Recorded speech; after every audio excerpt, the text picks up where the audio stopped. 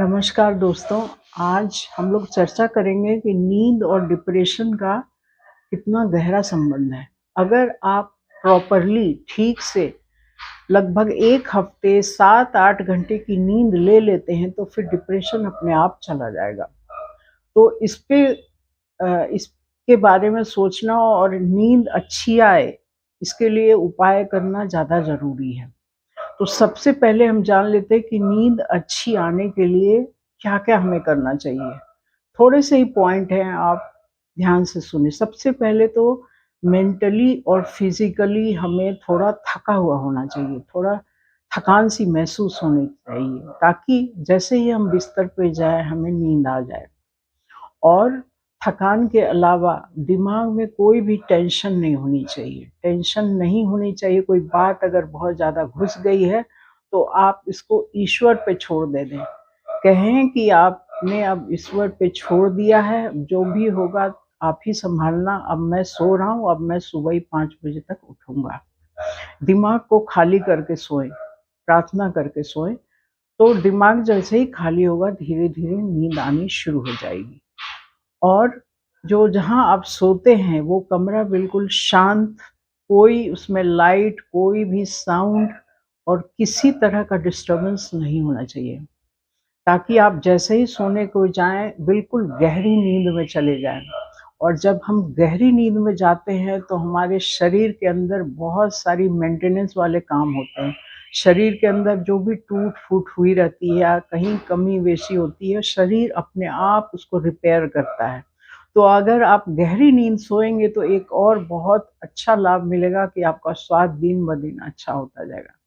गहरी नींद लाने के लिए आप कुछ भी करें, सब कुछ छोड़ दें, गहरी नींद लाएँ, क्योंकि आपका स्वास्थ्य ही परम पूंजी है आपके लिए। जीवन का कहते हैं ना कि जान है तो जहान है। अगर आप जान बचा के अच्छा स्वास्थ्य रखेंगे, तभी जहान को माने संसार को आप एन्जॉय कर पाएँगे। तो आपका कमरा बिल्कुल भी डिस्टर्बेंस फ्री होना चाहिए। अगर फ़ोन का इस्तेमाल करना है, तो आप सोने के 2 घंटे पहले तक इस्तेमाल कर लें, और जब आप सोने जाएँ तो इसको बिल्कुल ही स्विच्ड ऑफ मोड में रखें या फिर साइलेंट मोड पे किसी और जगह जाके रख दीजिए, ताकि सुबह आपको पता चल सके कि बहुत अगर ज़्यादा ज़रूरी तो किसका फ़ोन आया था या क्या मैसेज आया था।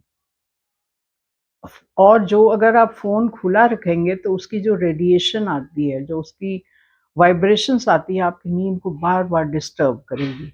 तो आपको गहरी नींद कभी भी नहीं आएगी। तो फ़ोन बहुत बड़ा एक फैक्टर है आपको नींद खराब करने के लिए।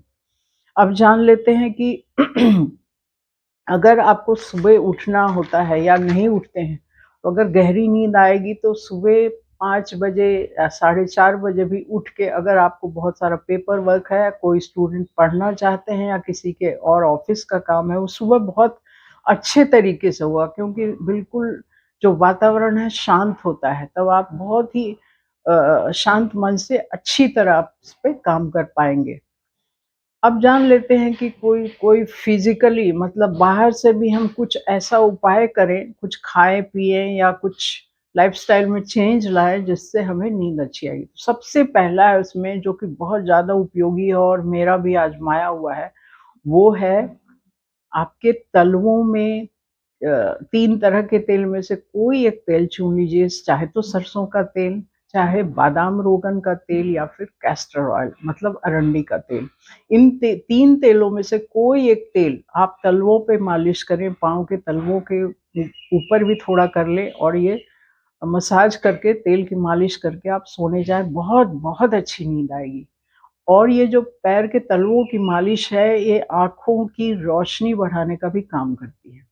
पहला ये है। दूसरा और है कि नाक में आप चाहे तो बादाम रोगन का 2-2 बूँद डालें या फिर देसी गाय के घी की भी 2-2 बूँदें डालें।